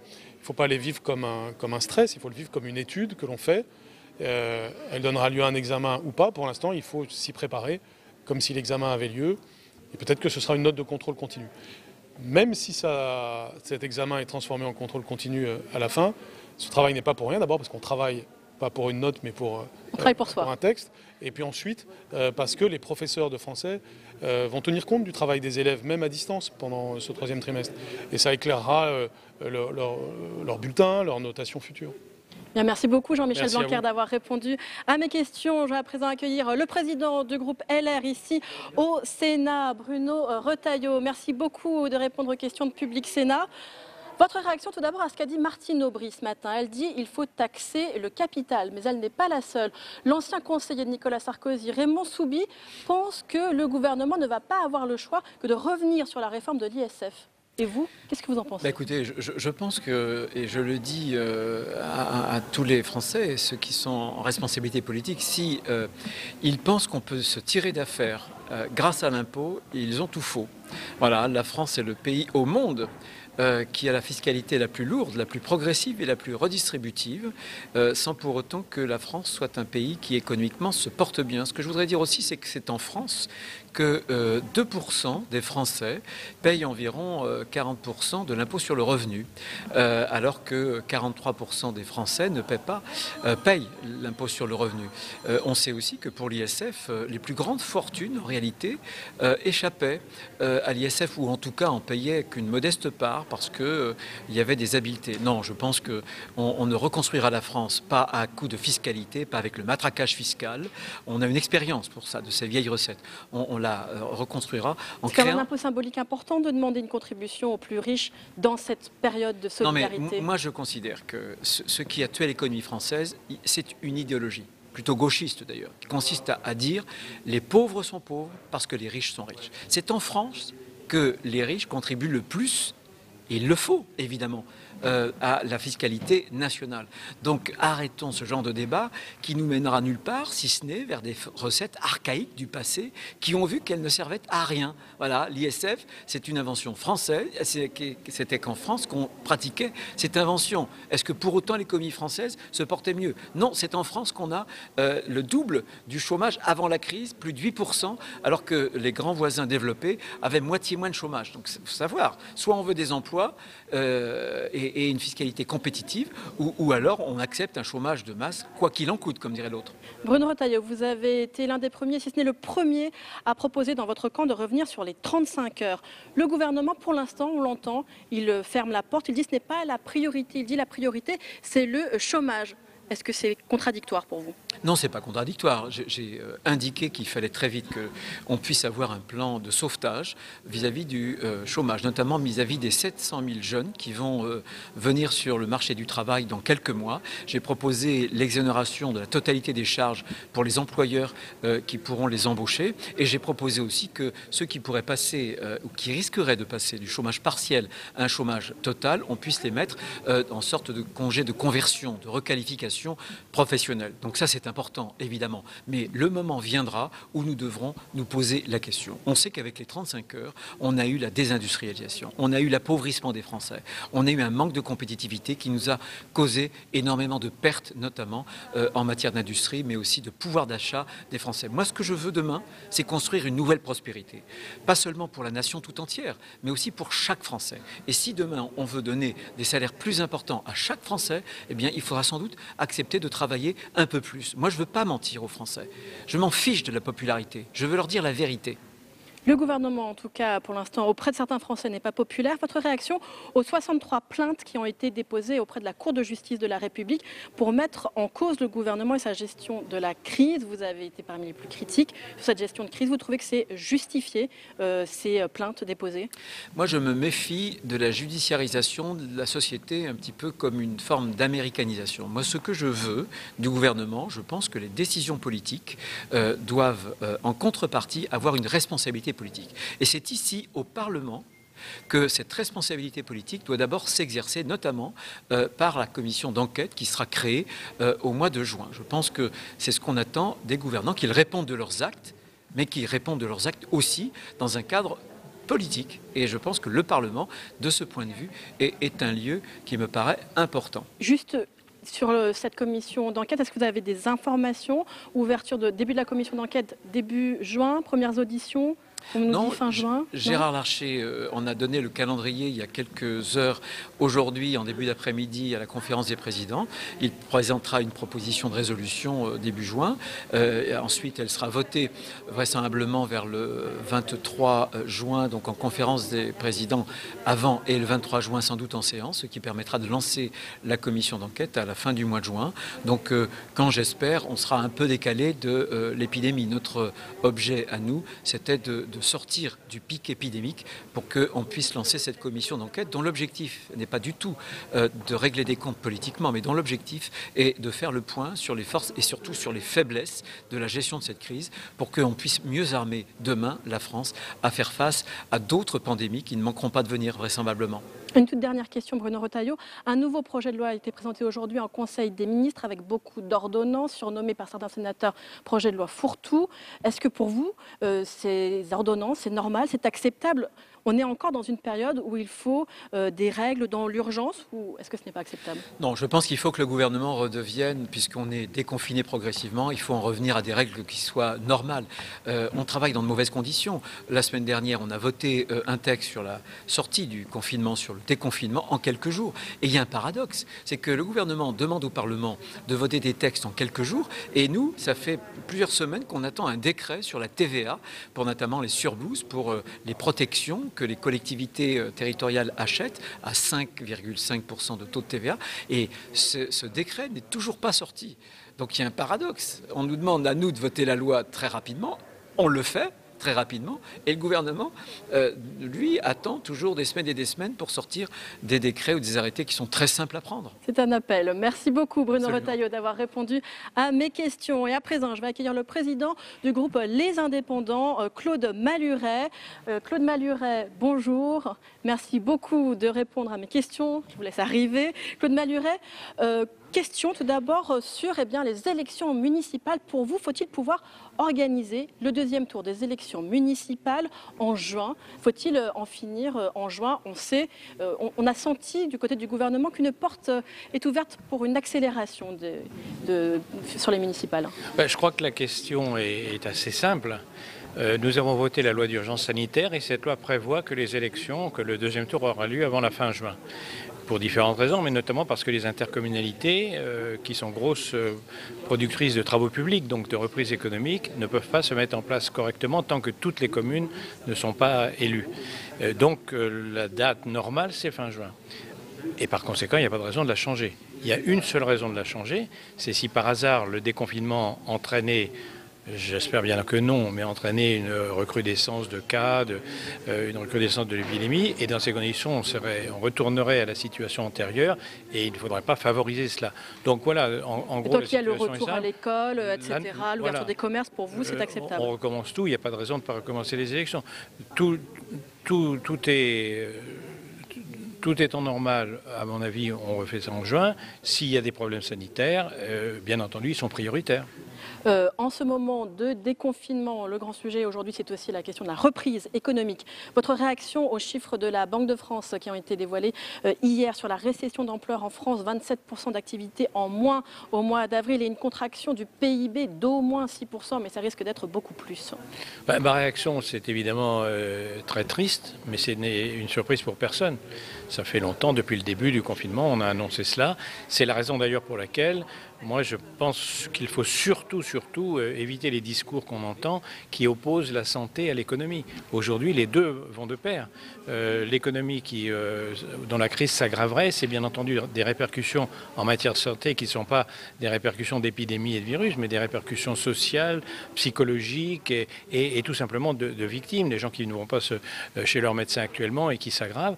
Donc il ne faut surtout pas opposer ces deux choses-là. Il faut, je suis partisan d'un vrai déconfinement, prudent, regarder de très près pour éviter une recrudescence, mais il faut aller de l'avant. On ne va pas rester dans cette situation pendant des mois, ça ne ferait que s'aggraver. Alors c'est un moment en tout cas où chaque parti y va de sa recette. Faut-il en finir avec les 35 heures comme le propose la droite, taxer les plus riches comme le demande la gauche? Vous, votre avis? Il y a beaucoup de questions qui se posent dans la façon de sortir de crise. On va tous être victimes. Et par conséquent, et si la France ne veut pas perdre son rang, si la France ne veut pas commencer à décliner par rapport à ses voisins ou par rapport au monde entier, il va bien falloir que tout le monde réagisse. Et il va falloir que tout le monde y mette du sien. Alors, augmenter la durée du temps de travail, moi je ne suis pas contre. Je pense que les 35 heures dans certaines branches, c'est quelque chose qui s'est toujours mal passé, notamment dans les hôpitaux. Ça a beaucoup aggravé la crise des hôpitaux. Donc je ne dis pas qu'il faut repasser aux 40 heures ou aux 37 heures dans les hôpitaux, mais je pense que ça peut se poser. Mais ce n'est pas une réponse nationale qu'il faut faire, c'est selon les branches, par exemple, et selon les entreprises. Si vous avez, pour la plupart des entreprises, le problème sans doute ne se posera pas et personne ne souhaite le poser. Mais dans les entreprises qui risquent de se casser la figure parce qu'il y a un manque, il faut récupérer de la productivité, avec bien entendu un accord entre les chefs d'entreprise et les représentants du personnel, ça peut s'envisager. Moi, je ne suis pas contre. Quant à la participation financière, que ce soit celle de tous et notamment des plus aisés, oui. Bien sûr que dans cette situation où tout le monde va devoir y mettre du sien, il va falloir envisager de trouver des solutions financières parce qu'on ne peut pas se permettre... Le retour d'un nouvel ISF, c'est envisageable? Je ne suis pas sûr que l'ISF soit la meilleure solution pour retrouver du dynamisme économique. On a montré, si l'ISF a été supprimé, c'est aussi parce qu'elle était facteur de non-dynamisme économique. Donc je ne suis pas sûr que la solution soit là. Mais bien entendu que les plus aisés participent à l'effort de redressement comme tout le monde, d'une façon ou d'une autre. Moi je suis partisan d'en discuter, bien sûr. Un mot pour conclure, Claude Maluret, sur la commission d'enquête qui va être lancée par le Sénat. Malgré les dénégations des uns et des autres, est-ce que ce n'est pas l'occasion aussi de faire le procès du gouvernement? Puis votre réaction à ce que rapporte le Canard enchaîné, le fait que cela tende énormément les relations entre le Sénat et l'exécutif, et notamment Emmanuel Macron. Oui. Moi, je n'ai pas l'impression aujourd'hui que les rapports entre le Sénat et l'exécutif... Alors, si le Canard enchaîné le dit, c'est peut-être vrai, j'en sais rien. Moi, je n'ai pas cette impression. Je le vis ici au Sénat, je vois Gérard Larcher régulièrement, je rencontre des ministres, des membres du gouvernement. Franchement, bien entendu, on peut avoir des visions différentes, et notamment sur la façon dont la crise a été gérée. Je ne pense pas que ce soit le sujet numéro un. Voilà, maintenant, Là, je comprends votre question sur la commission d'enquête. Je pense que le grand intérêt de la commission d'enquête, c'est pas de faire le procès des uns ou des autres, c'est que cette crise qui risque de se renouveler avec un virus qui revient en hiver prochain, ou avec un autre virus, ou avec une autre catastrophe sanitaire, on a vu qu'on n'y était pas préparé. Cette commission d'enquête, pour moi, son grand intérêt, c'est de prévoir la prochaine crise, et mieux qu'on a prévu la dernière. Il faut pouvoir anticiper. Merci beaucoup, Claude Maluret, d'avoir répondu à mes questions. Et enfin, je vais accueillir la sénatrice communiste du Val-de-Marne, Laurence Cohen. Bonjour, merci beaucoup de répondre à mes questions. On vous a entendu tout à l'heure questionner le gouvernement, vous demander la gratuité des masques pour tous. On a entendu Agnès Pannier-Runacher qui vous répond à peu près un masque sur 2 est gratuit en France aujourd'hui, et puis qui pose aussi cette question de comment est-ce qu'on pourrait bien financer la gratuité pour tous. D'abord, bonjour à tout le monde, et puis sa réponse, finalement, n'était pas adaptée à ce que je lui proposais. C'est une initiative que j'ai menée avec mon groupe au Sénat et mes collègues à l'Assemblée nationale, avec Fabien Roussel, qui est député, qui est secrétaire national du Parti communiste français, où on a déposé une lettre lundi au ministère de la Santé pour demander une prise en charge à 100% par la sécurité sociale. La gratuité, c'est passer par un 100% remboursé par la sécurité sociale. C'est possible puisque je lui ai même donné la solution. La solution, c'est de renoncer pour 4% aux exonérations de charges patronales qui sont à 52 milliards d'euros et qui ont été épinglées par la Cour des comptes, parce qu'il faut savoir que les masques, c'est pas seulement un coût. Les masques, c'est se protéger autrui pour aujourd'hui et aussi pour demain, parce que le virus ne va hélas pas s'arrêter. Donc il faut penser que chacune a besoin de plusieurs masques dans la journée, et que donc ça fait beaucoup de masques. Alors quand la ministre dit il y a un masque sur 2, je pense qu'on vit pas dans le même monde, parce que moi je suis alertée par les personnels de santé, par les pharmaciens, par les collectivités. En tout cas, aujourd'hui, tout le monde n'a pas un masque. Et tout le monde n'a pas un masque gratuit, contrairement à ce qui est dit. Donc il y a certainement des efforts qui ont été faits par le gouvernement, je ne les conteste pas, mais ils ne répondent pas à l'urgence de la situation. Et j'aurais aimé que ce soit le ministre de la Santé qui me réponde, puisque la santé, c'est vraiment une mission régalienne de l'État. Et quand on propose ce remboursement à 100% d'un produit de santé essentiel, il me semble que c'est au ministre de la Santé de répondre. On a entendu beaucoup de critiques sur la gestion des masques par l'exécutif. Certains qui parlent de scandale d'État. Est-ce que cela n'est imputable qu'à l'exécutif actuel pour vous ?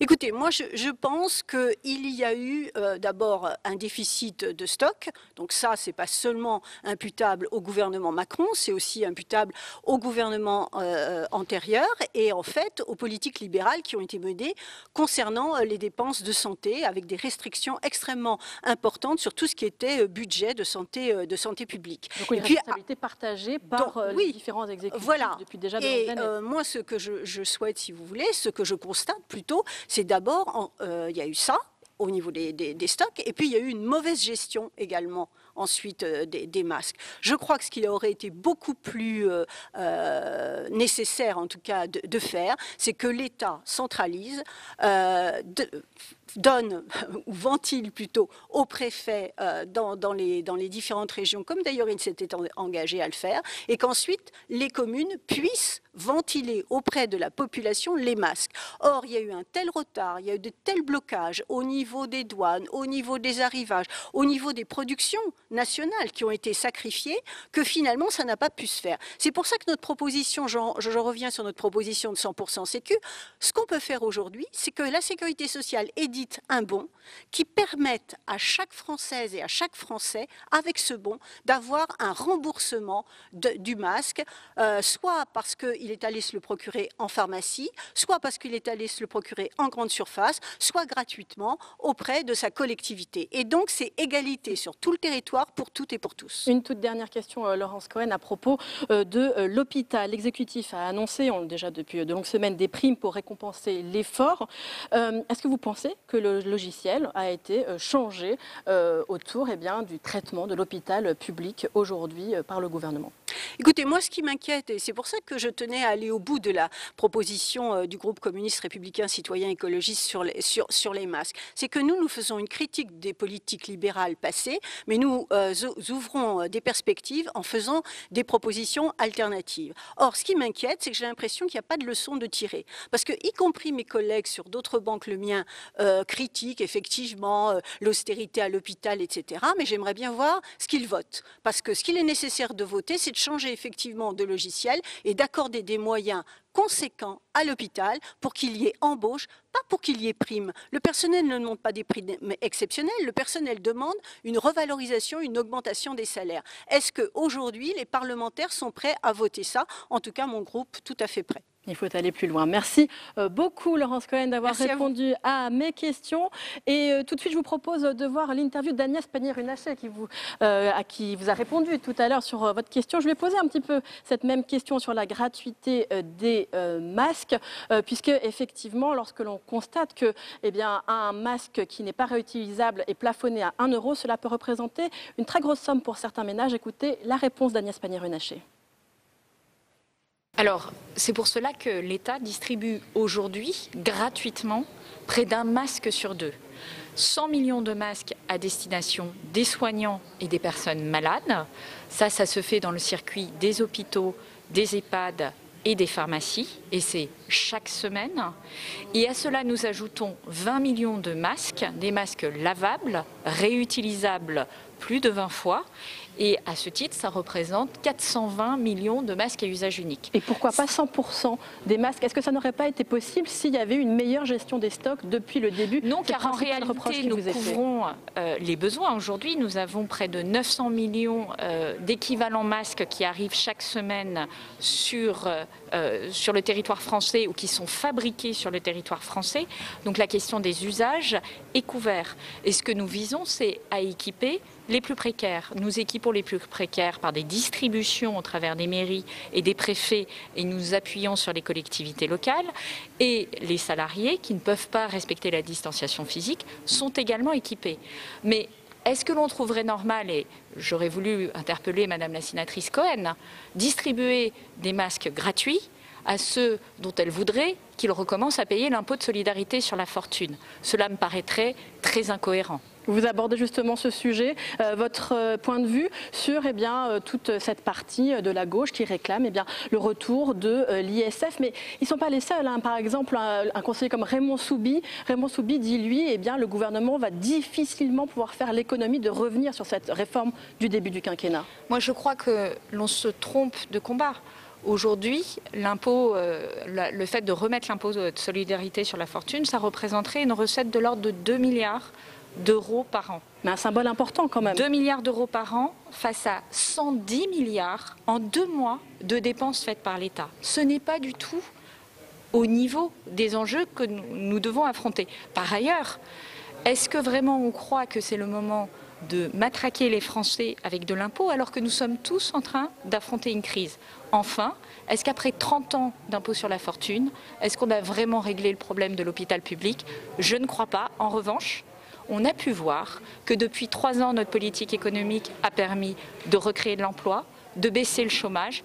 Et donc je crois aussi qu'il faut savoir reconnaître quand des décisions sont bonnes et quand elles sont efficaces pour l'économie. Une dernière question. Il y a 63 plaintes qui ont été déposées auprès de la Cour de justice de la République pour mettre en cause la gestion de cette crise par le gouvernement. Comment est-ce que vous accueillez cette marque de défiance de certains Français? Je crois que tout décideur public a des comptes à rendre. Et tout Français est redevable de la justice française. Donc à ce titre, cela me paraît parfaitement normal. Nous sommes, comme tous, nous devons rendre des comptes en transparence, en prenant en compte les circonstances. Et cela me laisse tout à fait, je dirais, sereine par rapport à cette situation. C'est justifié tout de même pour vous? Est-ce que le gouvernement a commis des erreurs? Vous savez, il y a beaucoup de parleux dans les crises, il n'y a pas beaucoup de faiseux. Et moi, je suis dans le cas de ceux qui font, de ceux qui avancent. Il y a peut-être eu des erreurs, mais je crois que le sujet, c'est surtout d'agir et d'agir pour les Français. Voilà pour cette audition, voilà pour cette interview d'Agnès Pannier-Runacher qui a été enregistrée il y a quelques minutes. Merci à tous d'avoir suivi cette séance de questions d'actualité au gouvernement. Prochain rendez-vous sur Public Sénat à 18h. Vous pouvez retrouver Rebecca Fitoussi avec Allons plus loin. Son invité fil rouge aujourd'hui, Catherine Morin-Desailly, la présidente de la commission de la culture au Sénat. Très bonne soirée sur les chaînes parlementaires.